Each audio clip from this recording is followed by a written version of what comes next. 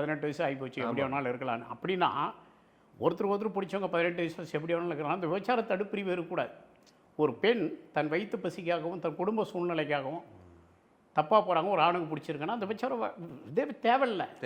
ஒருத்தர் பிடிச்சிருக்குது. உலகம் முழுவதும் அதுதானே. பக்கத்தில் இருக்கிற தாய்லாந்தாக இருக்கட்டும், நம்ம நைனா பஜார் பாம்பேயில் பாருங்கள், இது டெல்லியில் 3 கிலோமீட்டருக்கு டோக்கனு வாங்கிட்டு போய் எவனையும் எடுத்துக்கலாம்.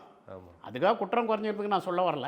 கொஞ்சம் குறையும். இந்த கற்பழிப்பு, சிறு பிள்ளைங்களை தொடுவதற்கு பேசாமல் அதை ஒரு ஏரியா ஒதுக்கி நம்மளும் பண்ணிட்டு போகலாம். அதை ஒரு உயிர் போகிறது, ஒரு சிறு குழந்தையோட உயிர் போகிறதுக்கு என்னை கேட்டால் இதே சரின்னு சொல்லுவேன். கண்டிப்பாக ஓரளவுக்காவது கண்ட்ரோல் ஆகுமா? நிச்சயமாக அது திறந்து விட்டு போகலாம். எல்லாம் 18 வயசு ஆனால் அவங்கவுங்களுக்கு விருப்பம் இருக்குது, அது அவங்க சுதந்திரம்னு சொன்னால் ஒரு பெண்ணுக்கு ஆணுக்கும் பிடிச்சி போகிறதும் சுதந்திரம் தான். விபச்சார தடுப்பிரிவே தேவையில்லை.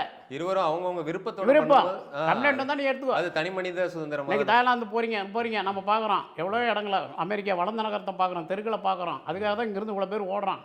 இந்தியர்களுடைய பணம் தாய்லாந்துக்கு வருஷத்துக்கு 3000 கோடி போகுது. என்ன போய் ஏதாவது தொழில் கற்றுட்டு வரீங்களா? அங்கே 3000 கோடி போகுது சார் தாய்லாந்துக்கு. நம்ம ஊர் பணம் இந்தியாவிலேருந்து போகக்கூடியவர்கள் இந்தியர்கள் பணம் 3000 கோடி தாய்லாந்து கவர்மெண்ட்டுக்கு வருமானம். அங்கே போய் என்ன கற்றுட்டு வர? என்ன கற்றுட்டு வந்துட்டீங்க? எப்படி நாத்துட்டு வயலில் உழுகலான்னு கற்றுக்கிட்டியா? இல்லை அங்கே சாம்சங் டிவி அவங்களுக்கு தான் அந்த தொழில்நுட்பத்தை கற்றுக்கிட்டு வந்துட்டீங்களா?